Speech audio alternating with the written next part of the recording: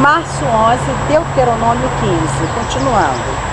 Deus aqui vai estabelecer algumas regras para o tratamento daquelas pessoas que, por estarem extremamente empobrecidas ou endividadas, haviam se vendido como escravos para outros, para seus irmãos.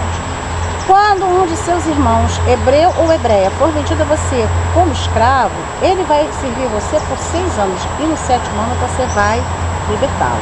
Era uma forma de remissão também. E era também uma forma de repetir aquele gesto libertador de Deus no Egito. E quando o mandar embora, você não o deixará ir de mãos vazias, mas lhe fornecerá do seu rebanho, da sua eira e do seu lagar. Ou seja, teria que dar também alguns animais, trigo e vinho, para que a pessoa pudesse começar, pelo menos com alguma coisa.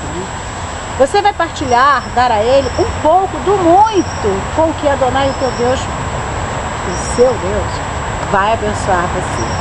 Se ele não quiser sair, você fura a orelha dele e ele será seu para sempre.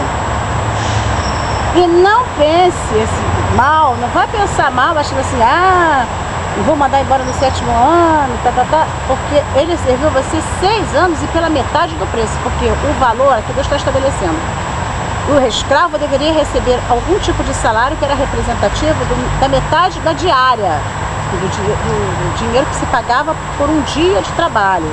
Então, ele serviu você por 6 anos ganhando a metade do salário. Se você agir assim, conforme eu estou dizendo, Adonai, o nosso Deus, vai abençoar você em tudo que você quiser. Que abençoa mesmo.